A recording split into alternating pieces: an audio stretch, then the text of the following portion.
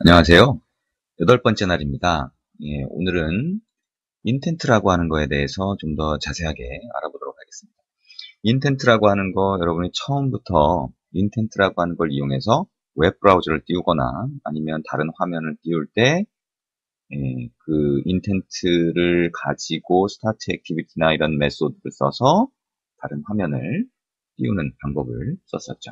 자, 그래서 그 인텐트라고 하는 거, 그러니까 안드로이드라고 하는 데서 기존 표준 자바하고 다르게 새롭게 도입해서 사용하고 있는 그런 것 같은데, 이게 좀 더 구체적으로 들어가면 어떤 것들이 있는지, 어떤 내용들이 있는지 같이 살펴보겠습니다. 자, 여러분이 했던 것 중에 액티비티 간에 전달되는 인텐트는 지금 이미 해보셨습니다. 그죠? 그래서 메인 액티비티, 원래 여러분이 기본적으로 만들어지는, 프로젝트에서 기본적으로 만들어지는 여러분이 사용했던 메인 액티비티가 있으면 거기에서 새로운 액티비티를 만들고 그 새로운 액티비티를 띄우고 싶다라고 하면 인텐트를 만들어서 뉴로 해서 뉴 인텐트라고 하는 새로운 객체로 만들어서 스타트 액티비티를 해주게 되죠. 그러면 스타트 액티비티라고 하는 메소드가 하는 역할은 그 인텐트를 시스템 쪽으로 던져준다고 했죠. 그래서 시스템이 그 인텐트에 들어가 있는 정보를 해석해서 다른 액티비티를 띄우고 싶구나. 다른 화면을 띄우고 싶구나 라고 하면 그 액티비티를 찾아서 띄워주게 됩니다. 자, 요 기본적인 메커니즘은 여러분이 어느 정도 이해를 하셨을 거라고 생각이 됩니다. 자, 근데 단순히 액티비티를 띄워줄 때만 인텐트라고 하는 게 사용되는 게 아니고 액티비티가 안드로이드 애플리케이션의 구성 요소 중에 하나가 되는데요. 그 구성 요소이기 때문에 인텐트를 이용해서 구성 요소를 사용을 할 수 있게 해주는 겁니다.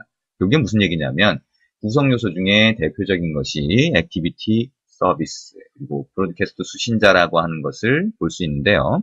이것들 간에 데이터를 전달하거나 이걸 뭐 띄워주거나 할 때 인텐트라고 하는 게 사용된다는 거죠. 그래서 여러분이 처음 해보신 게 액티비티하고 또 다른 액티비티 간의 인텐트를 전달하면서 다른 액티비티를 띄웠던 것처럼 액티비티하고 서비스라고 하는 게 있으면 그거를 서비스를 시작하거나 또는 서비스에서 다시 액티비티를 띄우거나 이럴 때도 인텐트라고 하는 게 사용이 된다는 겁니다. 자, 그러면 인텐트라고 하는 게 하는 가장 기본적인 역할은 뭐냐면 애플리케이션 구성 요소 간에 어떤 정보를 전달하는 역할을 하는 거죠. 그죠? 그 정보를 이용해서 시스템이 그 구성 요소를 띄워주든지 실행을 하든지 아니면 데이터를 전달하든지 이런 역할을 하게 되는 겁니다. 그게 바로 인텐트죠. 자, 인텐트를 뭐 굳이 한글로 번역하면 좀 이상한 의미가 될 수 있으니까 인텐트라고 하는 말 그대로 쓰면서 좀 전에 얘기한 것처럼 애플리케이션 구성 요소 간에 어떤 정보를 전달하는 역할을 한다라고 생각을 하시면 더 정리가 쉬울 것 같아요. 자, 그래서 액티비티를 띄울 때 사용되는 그 과정을 다시 한번 정리를 해보면 액티비티 A에서 액티비티 B를 띄울 때 인텐트를 이용을 하는데 그때 액션과 데이터라고 하는 걸 사용을 일반적으로 하게 되죠. 그리고 그 결과를 필요하면 다시 응답으로 받게 됩니다. 자, 이것처럼 액티비티를 띄울 때는 스타트 액티비티라고 하는 메소드를 기본적으로 사용하고요. 서비스를 시작할 때는 스타트 서비스, 그 다음에 브로드캐스팅 메시지를 이용한 브로드캐스트 수신자를 사용할 때는 브로드캐스트 인텐트라고 하는 이런 정도의 메소드를 사용할 수가 있습니다.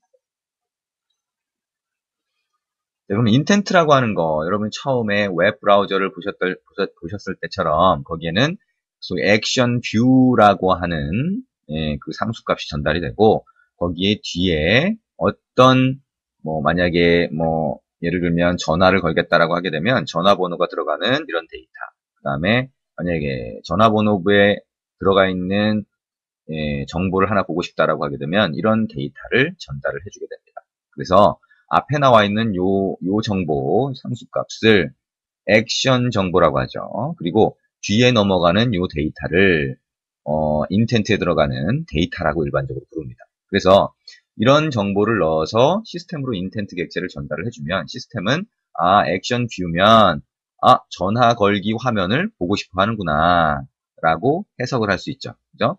뷰 보고 싶다.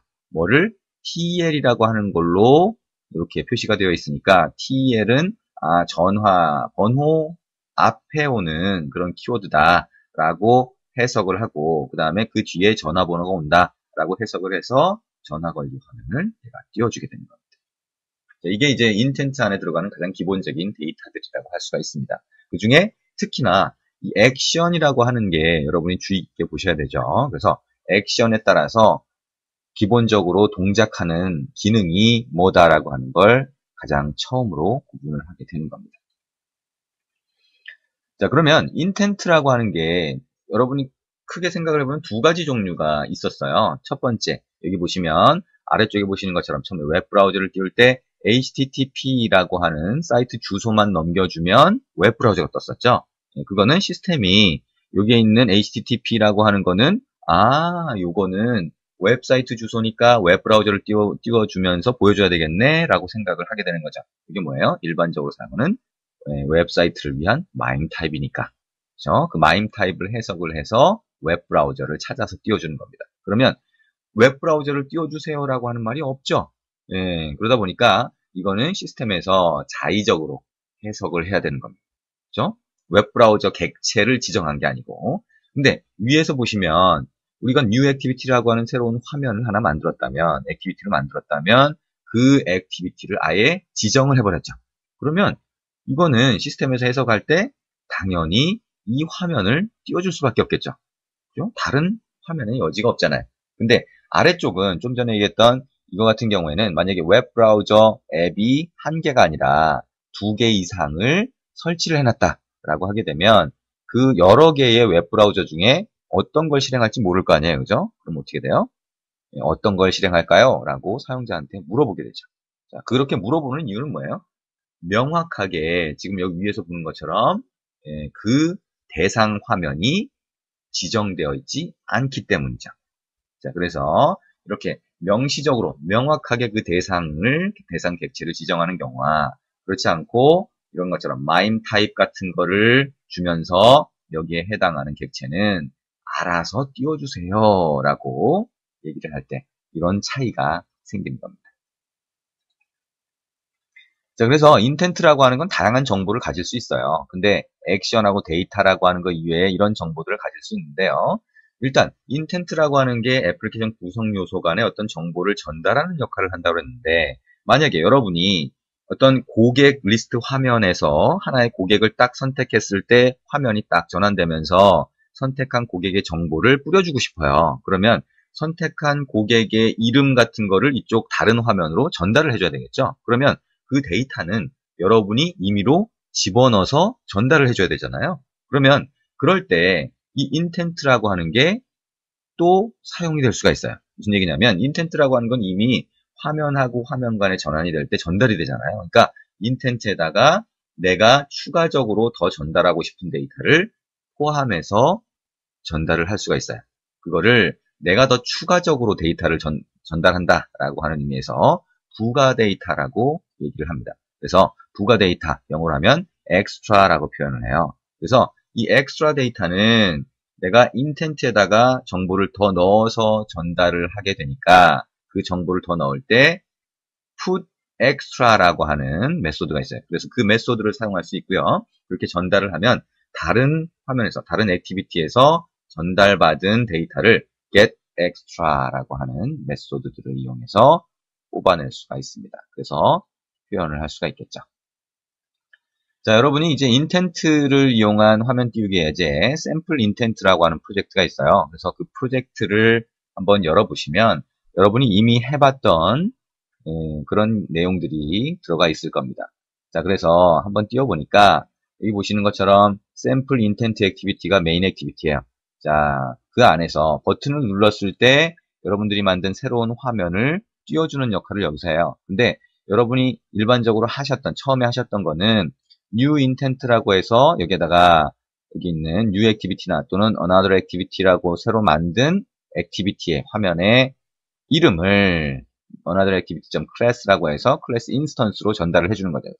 그 다음에 start activity나 start activity for result로 띄워주는 거예요. 근데 이렇게 start activity for result로 띄워준다고 했을 때 이렇게 intent를 이렇게 해서 만드는 과정 말고도 여기 보시는 것처럼 이렇게 intent를 만들긴 만드는데 이 대상, another activity라고 해서 새로 만든 화면에 대상, 객체를 지정하는 방법이 여기 위에 있는 것처럼 component name이라고 하는 걸로 지정을 할 수도 있어요. 자, 요거를 요렇게 할 수도 있구나 라고 하는 거를 한번 봐두시면 좋을 것 같습니다. 자, 그래서 이렇게 이름을 이용해서 이렇게 다른 액티비티, 다른 화면을 띄워줄 때가 있게 된다는 거죠.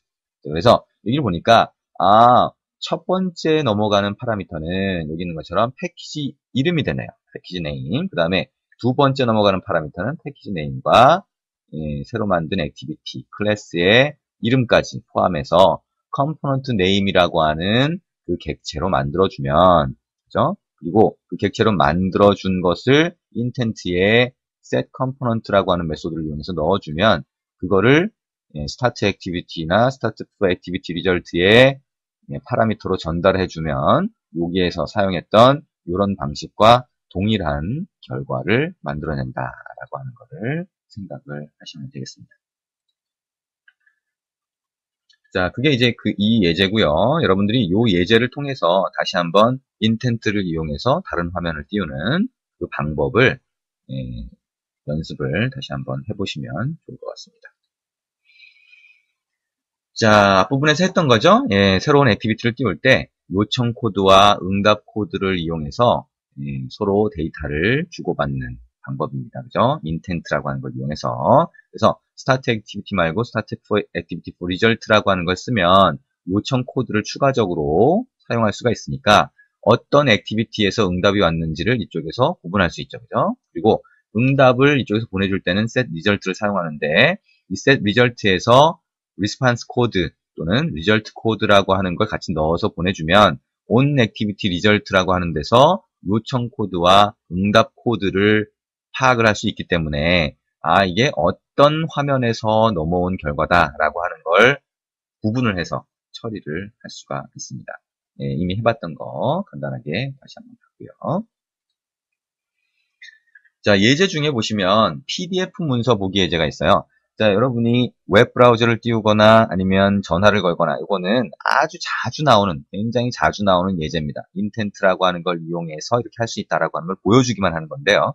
실제 여러분이 업무용 애플리케이션이라든가 실제 애플리케이션을 딱 만들다 보면 그런 것보다는 오히려 PDF 같은 문서를 띄워주고 싶을 때가 많이 있어요.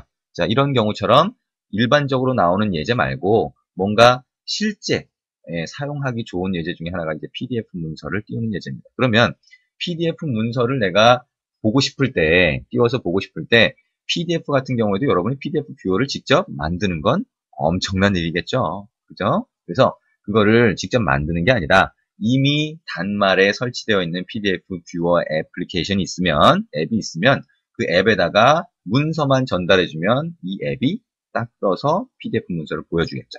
그거에 대한 예가 됩니다. 자, 그래서 이 예는 실제 여러분이 프로젝트를 한번 띄워보면 됩니다.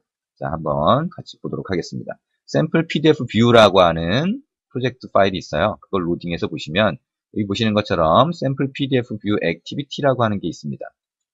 자, 거기를 가보시면 이게 어떻게 되어 있냐면 자, 버튼을 한번 눌러요. 버튼이 하나 있는데요. 그 버튼을 한번 누르면 그 버튼 안에 온 클릭이 실제 기능을 수행하는 곳이죠. 그죠? 그래서 얘가 하는 역할이 이 부분입니다. 그죠? 근데 여기 보니까 에디트 01이라고 하는 데서 데이터를 가져와요. 에디트 01이 뭐예요? 에디트 텍스트, 인풋 박스입니다. 그러면 인풋 박스 하나와 버튼 하나가 있네요. 그죠? 그래서 인풋 박스에다가 PDF 파일에 이름을 넣어주고 그거를 버튼을 딱 누르면 그러면 그 이름을 여기 있는 것처럼 get text 한 다음에 to string 하게 되면 인풋 박스에 들어가 있는 파일 이름을 확인할 수가 있어요. 자, 그리고 그 파일 이름이 있으면 그죠? 전부 다 커서 파일 이름이 입력되어 있으면 open pdf라고 하는 메소드를 호출을 해서 PDF 파일을 보고 싶다는 거예요. 오픈 PDF는 뭐냐면 직접 정의해 놓은 거네요. 밑에. 그래서 가서 보니까 PDF 파일의 이름이 있으면 그걸 파일로 만들어서 파일이 정상적으로 존재를 하면 그죠? 만약에 존재를 안 하면 어떻게 돼요? PDF 파일이 없습니다라고 하는 메시지를 띄워준대요. 만약에 있으면 어떻게 돼요? 여기에 보니까 여기도 인텐트라고 하는 걸 만들었네요. 그죠? 그리고 보니까 set data and type이라고 하는 걸 이용해서 mime type처럼 생긴 애플리케이션 PDF라고 하는 문서의 유형, 타입을 지정해주고 거기에 그 파일의 패스를 여기다 넣어줬네요. 그죠? 그리고 플래그라고 하는 건 뒷부분에서 또 배우게 될 겁니다. 그런데 이 플래그라고 하는 걸 하나 넣어주고 그 다음에 해준 게 뭐예요? 스타트 액티비티를 줬어요. 띄워준 거죠. 자, 근데 이렇게 띄워줄 때 만약에 PDF 뷰어 앱이 없다라고 한다면 액티비티를 찾을 수가 없겠죠, 시스템이. 그러니까 그럴 경우에는 사용할 수 있는 PDF 뷰어 화면이 없습니다. PDF 뷰어 애플리케이션이 없습니다라고 토스트 메시지를 띄워주라는 거죠. 자, 코드는 그렇게 구성이 되어 있습니다. 그래서 이거를 한번 실행을 해보는데 PDF 문서가 없잖아요, 그죠? 그래서 미리 여기 데이터라고 하는 폴더를 만들어 놓고 여기에 샘플로 하나 넣어놨어요. 그래서 여러분들이 자, DDMS라고 하는 창으로 이동을 하신 다음에 자, 여기 에뮬레이터가 떠 있으면 에뮬레이터를 선택을 하시고 여기 보시면 파일 익스플로러라고 하는 탭이 있습니다. 이걸 선택을 하시고 여기 보시면 에뮬레이터 안에 MNT SD 카드라고 하는 폴더가 있어요. 이게 실제 단말의 SD 카드 쪽 폴더를 나타내는 겁니다. 파일 시스템을. 그래서 여기를 선택을 하신 다음에 이 오른쪽 위에 보시면 여기 두 번째 아이콘이 있어요. 그래서 이 두 번째 아이콘을 딱 눌러주시면 됩니다.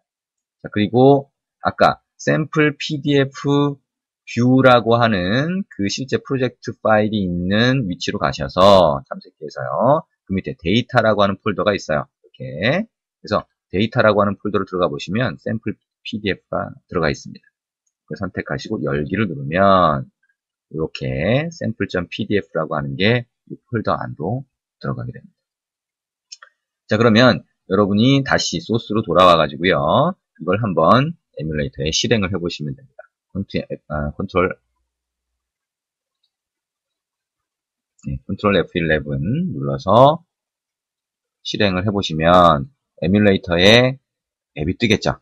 그러면 아까 우리가 코드만 봐도 알 수 있었던 것처럼 인풋 박스가 하나 있고요. 오른쪽에 버튼이 있습니다. 인풋 박스에다가 여러분이 입력을 하시면 됩니다. 어떻게 하냐면 슬래시 SD 카드 이게 이제 SD 카드의 파일 패스를 나타내는 거예요. 그리고 슬래시 하시고 sample.pdf 아까 우리가 복사한 거죠. 자, 그렇게 입력을 하신 다음에 열기라고 하는 버튼을 눌러주시면 돼요. 그랬더니 아래쪽에 토스트 메시지가 뜨죠? 뭐예요? 애플리케이션이 없대요. 자, 에뮬레이터니까 PDF 뷰어 애플리케이션이 기본적으로 없네요. 자, 근데 이거를 여러분이 실제 단말에다가 실행을 해보시면 그러면 이 애플리케이션에서 PDF 파일을 딱 보여주는 화면으로 이동을 하게 됩니다. 자, 이게 PDF 파일을 보기 위해서 인텐트를 사용하는 예제입니다. 여러분이 그 HTML 페이지라든가 HTML 페이지, 웹사이트를 보거나 전화 걸기 화면으로 이동하거나 그런 거하고 똑같은 방식이에요. 대신 뭔가 여기 좀 틀리죠, 그죠? 아까 설명한 것처럼 인텐트라고 하는 걸 사용해서 띄워줄 때 인텐트에 들어가는 값이 이런 식으로 다르게 들어가게 돼 있네요, 그죠?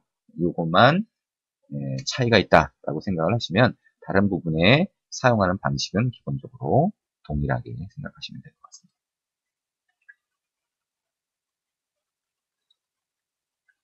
자, 그게 이제 이 예제입니다.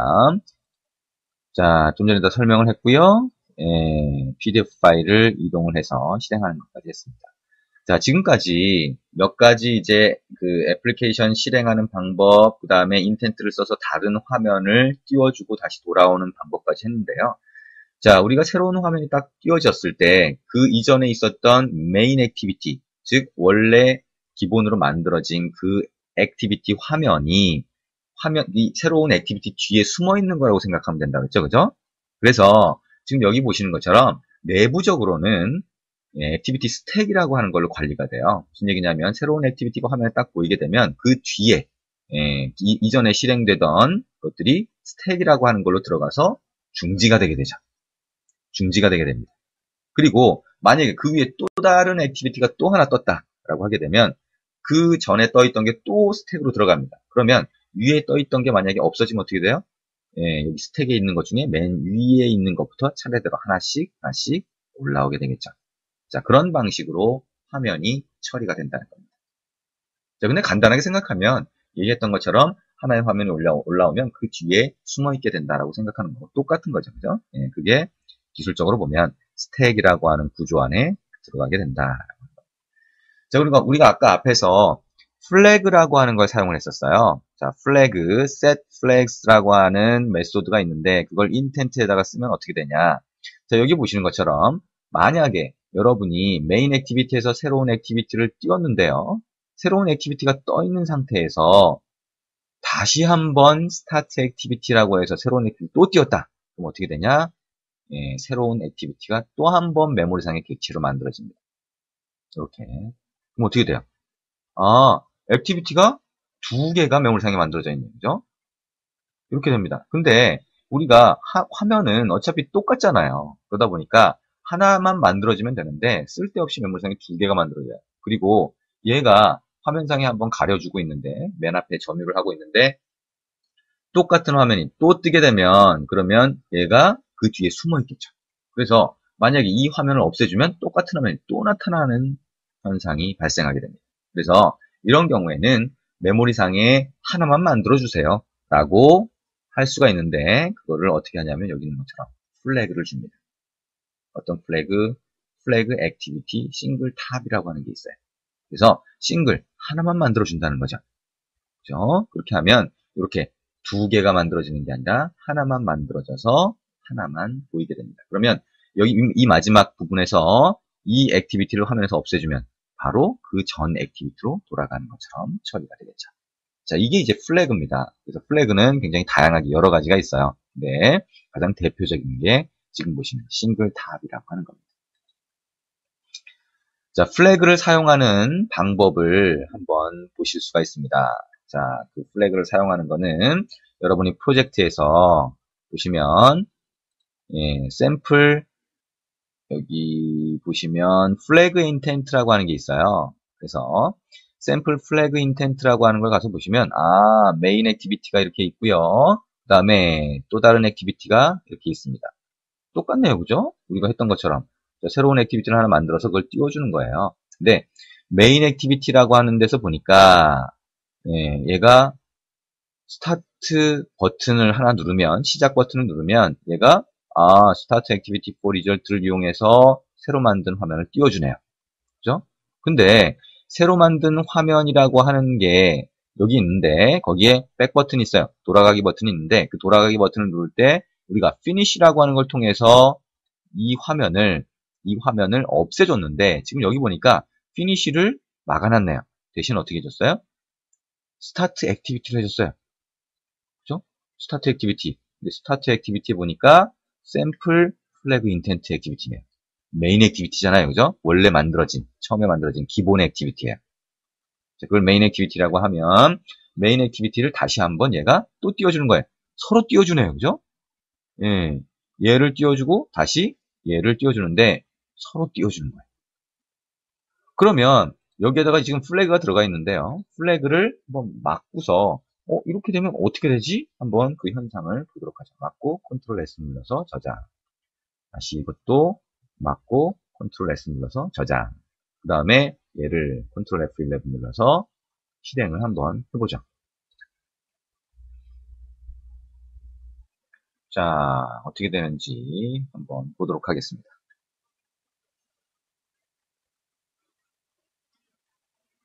자, 이게 이제 메인 액티비티예요. 자, 새로 만든 다른 액티비티를 하나 띄워주세요라고 하는 버튼이 있고요. 빨간 버튼을 딱 누르면 오호라 새로운 액티비티, 새로운 화면이 뜨는데 좀 이상하게 떴죠, 그죠? 예, 꼭 다이얼로그 박스처럼 떴습니다. 자, 다이얼로그 박스처럼 뜨게 만드는 방법 아주 간단합니다. 조금 이따 설명을 할게요. 자, 근데 다이얼로그 박스처럼 떴는데 얘가 액티비티예요. 그리고 이 액티비티에서 리턴이라고 하는 이 버튼을 누르면 다시 원래대로 돌아가야 되는데 딱 누르니까 돌아갔네요. 그죠? 예, 근데 백 버튼, 여기에 있는 백 버튼을 한번 눌러보죠. 백 버튼을 눌렀더니 이렇게 됐네요. 돌아간 게 아니죠. 그죠? 예. 원래 있던 메인 액티비티, 그 다음에 얘가 또 다른 액티비티인데 그 위에 메인 액티비티가 다시 한번 뜬 거예요. 그죠? 그러니까 백 버튼을 누르니까 다시 얘가 또 보이네요. 이렇게 하면 안 되죠. 그죠? 그래서 이거를 다시 백 버튼을 누르면 그때서야 원래 있었던 메인 액티비티로 돌아가게 돼요. 자, 이런 현상이 나타나는 거를 아까 우리가 봤던 것처럼 플래그를 주고, 자, 여기는 플래그를 두 개를 줬어요. 그죠? 싱글 탑이라고 하는 거하고 클리어 탑. 클리어 탑은 위에 쌓여있는 액티비티들을 다 없애라는 겁니다. 중간에 있는 액티비티가 화면에 보여지게 되면 그게 이제 클리어 탑이라고 하는 거예요. 그래서 얘가 두 개가 쌍으로 같이 사용되는 경우가 많습니다. 그러면 중간에 세로 줄을 이용해서 같이 사용을 합니다. 자, 이것도 풀고 그 다음에 여기서 사용한 플래그도 한번 풀어보죠. 자, 그리고 다시 한번 어떻게 실행이 되는지 한번 실행을 해보겠습니다.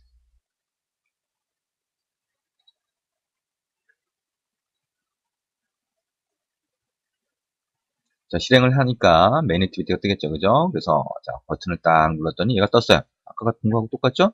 리턴 버튼 누르니까 메인 액티비티가 떴어요, 그죠? 다시 돌아온 거죠? 자, 그리고 백 버튼 누르니까 없어졌네요. 아까처럼 메인 액티비티가 있고 또 다른 액티비티가 있고 그 위에 다시 메인 액티비티가 뜬 게 아니라 메인 액티비티가 떠 있고 그 상태에서 또 다른 액티비티가 떴는데 이걸 누르니까 얘가 어떻게 했어요? 메인 액티비티를 스타트를 하긴 했는데 이게 기존의 메모리상에 만들어져 있던 놈을 그대로 화면에 보여준 거죠. 그리고 그 상태에서 그 이전에 있던 거는 싱글 탑이라고 하는 거하고 클리어 탑이라고 하는 플래그가 같이 사용되면서 나머지는 그 위에 있던 거라든가 이런 것들은 없어져 버린 거죠. 자, 이런 효과를 내는 게 플래그라고 하는 겁니다. 자, 이게 액티비티의 플래그고요. 여러분들이 플래그라고 하는 거 실제 앱에서 사용될 경우가 많습니다. 자, 이 정도만 이해를 하시면 되고요. 나머지 플래그들은 필요할 때마다 찾아서 하나씩 사용을 하시면 될 것 같습니다. 자, 여기 보시면 노우 히스토리라든가 여기 아까 설명한 클리어 탑이라든가 이런 것도 있는데요. 한번 이 다이어그램이나 그런 걸 보면서 이해를 한번 해보시면 될 것 같습니다. 자, 또 한 가지 우리가 중요한 것 중에 하나죠. 엑스트라라고 하는 거였죠. 부가 데이터. 인텐트가 이미 화면 간에 전환이 될 때 전달이 되는데, 이미 전달되는 그런 객체가 있으니까 그 객체에다가 내가 부가적으로 더 데이터를 넣어서 다른 화면에다가 데이터를 전달해 주고 싶어요. 그럴 때 엑스트라라고 하는 걸 사용한다고 했죠. 그래서 엑스트라라고 하는 거에는 put extra를 통해서 인텐트에다가 부가 데이터를 넣어줄 수 있고요. 그러면 이름값을 이용해서 이 뒤에다가 어떤 값이든 넣어줄 수 있어요. 근데 보니까 스트링으로 넣어줄지, 인티저로 넣어줄지, 불리언 값으로 넣어줄지 이걸 구분을 하게 되네요. 그래서 이 각각의 데이터 타입에 맞춰서 내가 get으로 뽑아낼 때 그 타입을 지정해주면 이 타입에 따라서 string extra라고 집어넣으면 string 값이 나와요. get into extra라고 하면 인티저 값이 나오는 그런 구조로 되어 있습니다. 그래서 여러분이 이 구조를 가지고 사용을 하시면 돼요. 그래서 부가 데이터라고 하는 건 이렇게 가장 기본적으로 엑스트라 데이터는 기본적으로 프리미티브 타입이라고 해서 기본 데이터 타입을 사용을 하게 됩니다. 자, 근데 여기 보니까 파슬러블이라고 하는 게 있어요. 자, 파슬러블이라고 하는 건 뭐냐면 다시 이전으로 돌아가 볼게요. 자, 우리가 스트링이라든가 인티저라든가 이런 게 아니라 만약에 사람을 나타내는 person이라고 하는 그런 객체를 여러분이 직접 클래스로 정의를 했어요. 그거는 이름, name이라고 하는 거라든가 age, 나이라든가 이런 데이터를 갖고 있는 객체예요. 그럼 객체를 직접 전달할 수 있는 방법은 없을까요? 라고 생각을 하게 됩니다. 그럴 때 안드로이드에서는 파슬러블이라고 하는 걸 사용을 하세요 라고 권장을 합니다. 여러분이 자바를 해보셨다면 시리얼라이저블이라고 하는 것도 좀 비슷합니다. 근데 시리얼라이저블도 여러분이 엑스트라로 사용을 하실 수가 있어요. 근데 시리얼라이저블보다는 파슬러블이라고 하는 그 구조를 사용해라 라고 하는 겁니다. 그래서 파슬러블은 그러면 어떻게 구성을 해야 되는지 그거에 대한 예제가 여기 또 들어가 있습니다. 그래서 파슬러블이라고 하는 거는 샘플 파슬러블이라고 있어요. 자, 그래서 이 프로젝트를 들여다보시면 돼요. 자, 보니까 간단하게 제가 설명을 드릴게요. 자, 샘플 파슬러블 액티비티라고 하는 데서 가서 봤어요. 자, 그랬더니 자, 우리가 버튼을 눌렀을 때 새로운 액티비티를 띄워주는데 그때 전달되는 인텐트에다가 여기 있는 것처럼 put extra로 집어넣었어요. 근데 대상이 되는 데이터가 보니까 스트링이나 인티저나 이런 게 아니라 심플 데이터라고 해서 직접 정의한 클래스의 객체예요. 그죠? 클래스의 객체입니다. 그리고 another activity라고 해서 새로 띄워진 데 가서 보니까 얘가 그 데이터를 받는데 get intent라고 하면 그게 전달된 intent를 받을 수가 있어요. 이게 새로 띄워진 화면인데 전달된 intent를 받을 수 있고 거기에 get extras라고 하면 그 extra라고 하는 데이터가 번들이라고 하는 객체에 들어가 있어요. 그래서 번들 객체를 먼저 뽑아낸 다음에 거기에 get이라고 하는 메소드를 사용할 수도 있는데요. 그러면 보면 번들이라고 하는데 안에 인텐트 안에 다시 번들이 있고 번들 안에 다시 이런 엑스트라 데이터들이 들어가 있다고 보시면 되죠. 그래서 get passLove이라고 하는 메소드를 사용을 하시면 어떻게 돼요? 심플 데이터가 그냥 나왔네. 그러면 이 심플 데이터는 여러분이 직접 정의한 건데 그걸 정의할 때 어떻게 정의해야 되는지를 한번 보죠. 자, passLove이라고 하는 거를 사용한다고 했으니까 여기 있는 것처럼 implement passLove이라고 여러분이 새로운 클래스를 정의할 때 사용을 하시면 됩니다. 그래서 여러분이 만든 클래스에는 두 개의 변수가 있는데 하나는 인티저, 하나는 스트링이에요. 그러면 이렇게 여러분이 보관하고 싶은 이런 데이터가 있을 때 그거를 생성자도 만들고 하겠죠, 그죠? 그래서 그 생성자를 만들 때 여기 있는 것처럼 pass3라고 하는 그거를 전달받는 생성자를 하나 추가로 만드시면 돼요. 그래서 이 pass3에서 첫 번째 인티저 데이터는 첫 번째 read int로 받고 두 번째 string 데이터는 read string으로 받았어요. 자, 이게 심플 데이터라고 하는 거를 생성자로 만들 때 pass를 통해서 전달을 받아서 만드는 방법이에요. 자, 이거를 하나 만들어 주는 겁니다. 추가적으로. 그 다음에 여기 보니까 write to pass3라고 하는 게 있어요. 그래서 이게 뭐냐면 또 똑같이 pass3라고 하는 게 하나 정의가 되어 있는데 거기에다가 어떻게 해요? 이번엔 거꾸로 write를 합니다. read가 아니라. 그래서 인티저 값을 얘한테다가 write 해주고 얘한테다가 그 다음에 string 값을 write 해주는 거예요. 이 두 개가 쌍이겠네요. 그죠? 여기는 read를 해줬고 순서대로 여기는 write를 해줬어요. 자, 요 두 개를 요거하고 요거를 추가를 해주는 겁니다. 그 다음에 여기 있는 것처럼 요 포맷은 그대로 쓰시면 돼요. creator라고 해서 이 passLove이라고 하는 건 creator라고 하는 여기 보시면 public static final이라고 해서 상수처럼 creator 변수를 참조를 합니다. passLove 인터페이스는요. 그래서 이런 형태로 해서 요 밑에 있는 코드를 그대로 만들어 주시면 됩니다. 자, 요거는 passLove 인터페이스를 사용한다면 그대로 항상 쓰는 거다라고 생각하시면 되고요. 여기서 얘기한 것처럼 이렇게 read나 write 하는 거를 쌍으로 만들어 주시면 됩니다.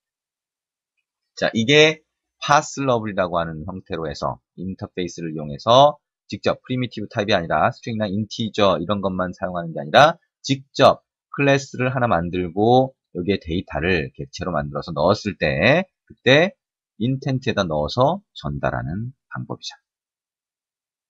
네, 의외로 그렇게 어렵지 않죠, 그죠? 네, 새로 클래스를 정의할 때 조금 전에 얘기한 그런 코드들을 좀 더 추가해 주세요라고 하는 것밖에 없습니다. 네. 자, 이 프로젝트를 한번 실행해서 어떻게 전달이 되는지 한번 보시기 바랍니다. 자, 그게 부가 데이터입니다. 그리고 부가 데이터의 passLove이라고 하는 걸 이용해서 여러분이 객체를 직접 전달하는 방법이 되겠습니다. 자, 여기까지 해서 지금 여덟 번째 날의 앞부분을 먼저 했습니다. 자, 이게 너무 길어지니까요. 그 뒷부분, 수명주기에 대한 거는 다음 시간에 진행을 하도록 하겠습니다. 수고하셨습니다.